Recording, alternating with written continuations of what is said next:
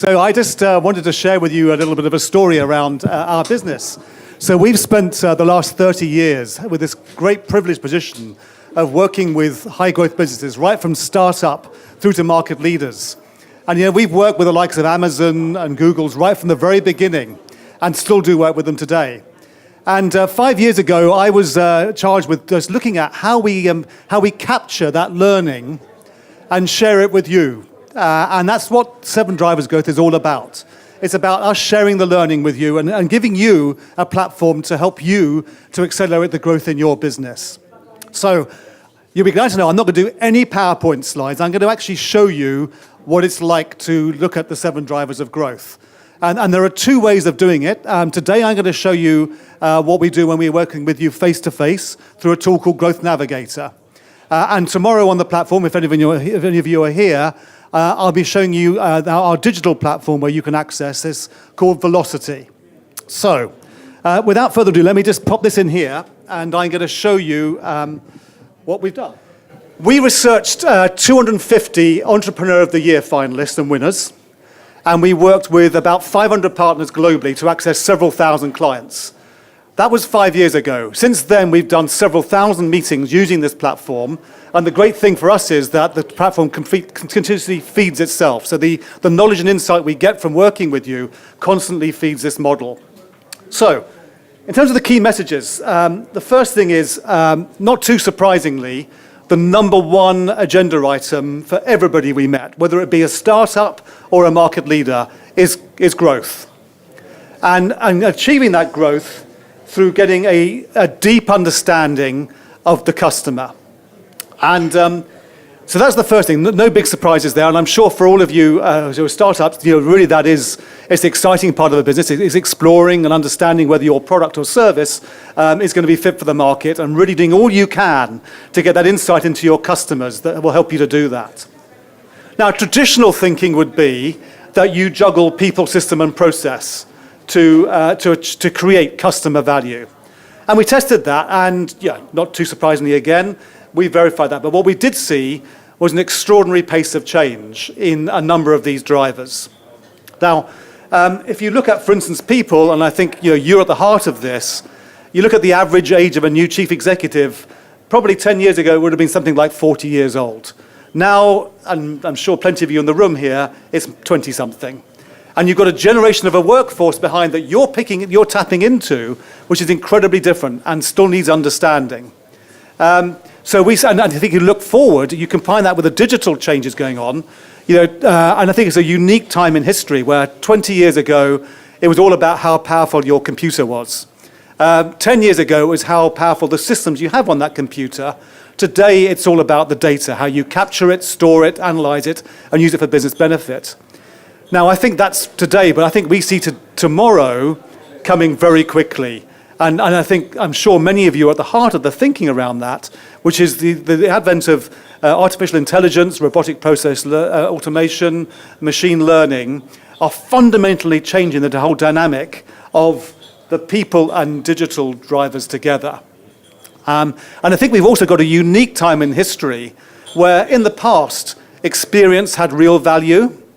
And I think today what we see is that particularly on the technology front, actually new entrants like you, startups, have a significant competitive advantage over the more established and experienced companies because you haven't got the legacy systems that tie you to historic practices. So I think we see an awful lot of change around that. What we found, though, were 2 additional things to share with you. First of all, we found 3 additional drivers of growth. And you'll see them here: funding and finance, transactions and alliances, and risk. Now, some of those may not sound massively intuitive to you as a startup business about things you want to look at, but actually, I think you'll see that many of them are. I'm sure you're all dealing with the challenges of funding and how to finance your business. Also, just the role of finance within your businesses. When do I hire a CFO? It's a big challenge. If you look at transactions, I think we know that for many of you, moving internationally, growing internationally, is very high on your agenda very early on in your business. And I think that's a real challenge. And quite often, people are looking either to not just transactions, but partnerships with people. And I think if you look at the global world now, I think it's quite interesting that what used to be heavy competitors are increasingly becoming partnerships. So a good example at the top end of the scale around that would be Delta and Virgin, who collectively on a single route into London, the New York to London, had a market share of 25%. Now, fixed routes, fixed flights, no change in the planes coming in, increased by forming an alliance, increased their market share from 25% to 32%. Quite a significant shift. So very different dynamics about what's going on. So the second thing that we found out was that it wasn't about being leading or the good or bad or right or wrong in these 7 drivers of growth. The businesses that we saw that actually had the fastest growth rates were the ones that looked at all 7 of these drivers and kept them in balance. Now that's, I think, again, counterintuitive initially when you think about it. Why would I not be the best at doing every one of these things? Well, if you think about it again, I'm sure all of you have more on your plate. You have more that you want to do in the next year than you can possibly cope with. And I think what the research showed us here was that actually, if you're going to take on anything, make sure you think about all 7 of these drivers while you're doing it. So for instance, if you are, back to my example about thinking about moving internationally, there's something in here that you've got to be thinking about on all 7 drivers of growth just to get international expansion. You better think about the people you're hiring. How many people do I take from, how many people do I move out? Do I go out myself and start the business up? If I do, what happens to the business in the country, in my home country?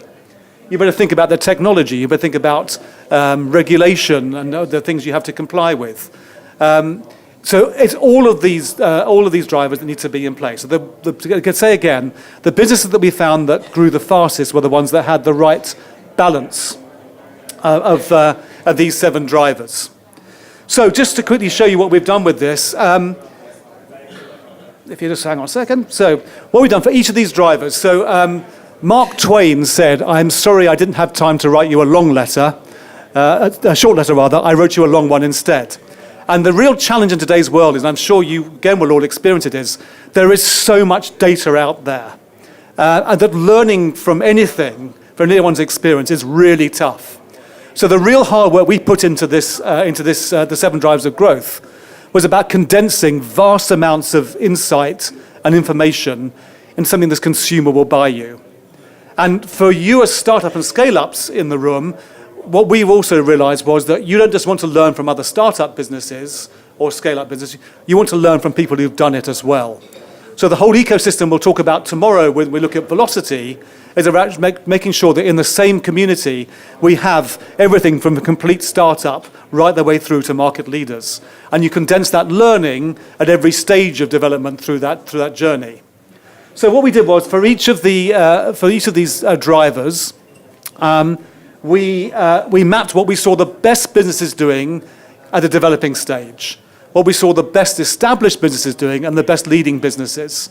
And we tried to condense it into very simple things. So let me give you just an example quickly. If I look at customer, and I hope that you'll recognize some of this yourselves, what we've got is the best developing business is really, it's all about your product or your service. And ultimately, the test of whether your product or service is working well is, does it sell in the market? It's the best indicator you're possibly going to have that it's going to work. So it's going to be a time of high sales growth, a lot of excitement, but probably high growth, relatively low profitability, because you're not necessarily in your early days organized very well to make profit out of it all, because everyone's involved with everything. And even as a small business, and I've been there twice myself with startups, you basically, everyone in the business feels and touches everything, which is great. And it's great for hiring people, but it's not really good for making money in the longer term. So as the business grows, we find that you need to start embedding sort of roles and jobs and processes, and it's kind of a tough time of the business. And at this time also, I think we found on customer, is that it was a time to move from just thinking about the product or the service, and to start thinking, well, when I get a customer, I better make damn sure I keep them. And keeping them is about probably 2 things. It's certainly about a new set of skills, which could be about relationship management skills. But it's probably also, for many businesses, around analytics. It's about capturing the data around your customers so you can start to analyze and create customer segments, and you can actually develop products and services and pricing based on those segments. Now, the best leading businesses, of course, make markets. And some of you, interestingly, will be doing that from scratch. But it's about creating markets. And if you look at, just as a good example, I'm holding a large iPad. When they first launched the ordinary size ones, everyone said, well, they're far too big. They won't fit in your pocket. And they're far too small because you can't read the screen. And I think we know that was clearly a bad analysis. But how did Apple get that insight? Well, of course, I don't know if you know this, but there's some insights throughout this tool. And these insights are not meant to be recommendations to you. They're meant to be things that help you to change the nature of the thinking around the challenge in each of these drivers. So for Apple, the most successful at the moment sales organization in the world don't pay anybody for sales. Now, that's quite extraordinary when you think about it. You think about the normal sales and commission models that in most businesses at some level are implementing, that no one gets paid for sales. The only measure of success in Apple is customer satisfaction. Now, I'm not saying to you, we're not recommending that's what you should do. No one's suggesting that if you've got a sales commission model in your days of high growth, that you should stop doing that. But what's interesting is that by only incentivizing customer satisfaction, what you get is a customer intimacy, a knowledge of that customer that is unprecedented. And I think that's the value of the learning. So throughout our model, in terms of 7 drivers of growth, we've actually researched insights throughout the model which you can learn from. And I say, a number of them will be completely irrelevant to you, maybe, but it maybe just gets your thinking differently around each of those challenges. So basically what's happening through this model is you've got this maturity content at a high level to start with.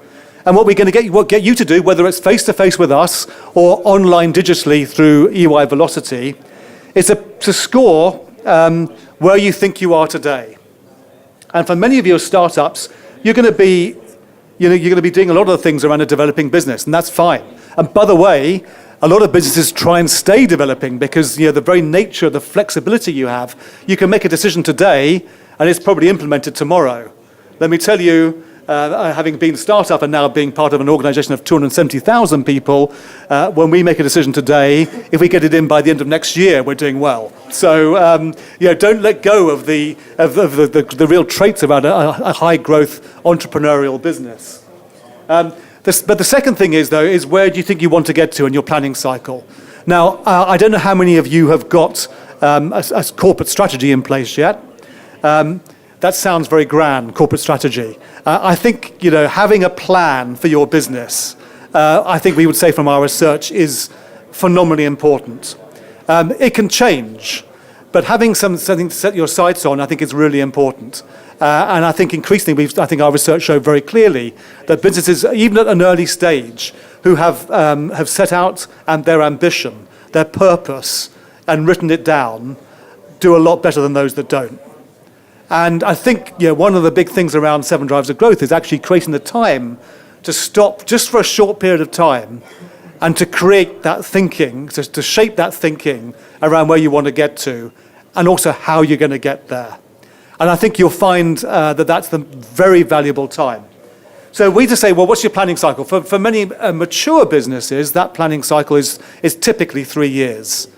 You might decide it's much shorter than that. It may be 18 months, so for some of you, maybe even be 12 months. But whatever it is, set your horizon and basically set your ambition in terms of where you want to get to on this driver. Now, I'm not going to go through all the detail. I hope you're going to enjoy it either through Velocity or with us in a meeting at some point. But behind here, there's a lot more content. And for each of these drivers, there are sub-drivers. And each of these has themes in here. So I'll give you an example here. If you look at, for instance, how do you price? How do you do pricing? And back to the simple theme we had at the top, early days all about the sales. So quite clearly, your early days, you're going to price for the individual product. That it's getting the product into market at a price that people are going to pay for. As you become established, you're also going to think about pricing your customer group. So if you've got a significant contract with a big customer, you're quite clearly going to incentivize them with whether it be volume discounts or even profit sharing. But the leading businesses we found did something far, far more progressive than that. They stopped thinking about short-term thinking. And what they thought about was, once I've got a customer, what does that customer bring me through the life cycle of its engagement with us? And if you look at car manufacturers, the luxury car manufacturers, BMWs, Mercedes, who not so long ago, frankly, had a product exclusively aimed at the top end, they realized actually to get a customer earlier on and to think about their lifetime value was a completely different model. So whilst it was unprofitable for them to build a 1 Series BMW, actually when you think about the lifetime value of a customer, it's very worthwhile if you get them hooked early on. So this thinking is, so basically what you're doing is you're doing the same here and you're scoring. I say I'm not going to go through, but basically what you can do is you can compare your original thinking with the high-level scores. The scoring is kind of interesting, but really it's the thinking you go through when you work through the 7 drivers of growth that we think will be the value to you. Now, lots of research in the market around what's good and what's bad. We don't think this is about good or bad. We think it's about a journey. But there really is the big so what question is, okay, I've got a gap. I want to get somewhere. And the big question is, how do you get there? So what we did here, we did something really simple. We just mapped all the things that we saw market leaders doing from the very beginning right the way through to market leadership. And basically what you're doing is you're looking at the impact on your business, and the urgency of doing these things. And basically what you do is you build your own growth plan, which is you can start to prioritize your actions. And if we just hang on a second, I'll be able to show you that. So you select the actions that you think you want to be doing. You can add your own as well. And then what you do is you basically click and drag these into this impact and urgency matrix. Now, when it's face-to-face, this is where we'll stop, and then we'll give you a report. If you're doing this digitally and online, I'll show you tomorrow for those of you that are here, you can take this on, and we've got an executive management tool for you, which basically gives you the opportunity to put in, to give responsibility to people in your team for running these programs, for putting some budget in there, some time frames, and to monitor progress on a red, amber, green status. So that's the story of the 7 drivers of growth. In terms of feedback from what we've had, we've been running this for 4 or 5 years now, and we've done several thousand meetings. The biggest benefit that I think our clients have shared with us in terms of coming from this is probably a couple of things. First of all, this growth plan that you have is getting your whole team aligned around a common plan. So those that you have developed some form of strategy or plan for your business, I'm sure everyone in your team is very clear around what that plan is. What you need to check is, do people understand what they have to do to deliver that plan? What's their part in making that happen? And that's quite often where the disconnect happens. And even at an early stage, the second thing we found was that leaders in the business run so fast that quite often, even the leaders in the business don't always have exactly the same view of what that business should be looking like and what you should be doing. And there's a couple of smiles I can see around the room here, so I'm recognizing that. So making sure you've actually got alignment around not just where you want to get to, but how you want to get there and what you want to be doing to get there is the real benefit around driving this. So I hope that as many of you as possible will have a chance to do that, either face-to-face with us or online with EY Velocity. But we're now going to share, so Emmanuel, you're going to help us with Carita to talk to somebody who's actually had a little play with this, an experiment with it, and to get some feedback around that. So can I get you both to come up on the stage? And I'll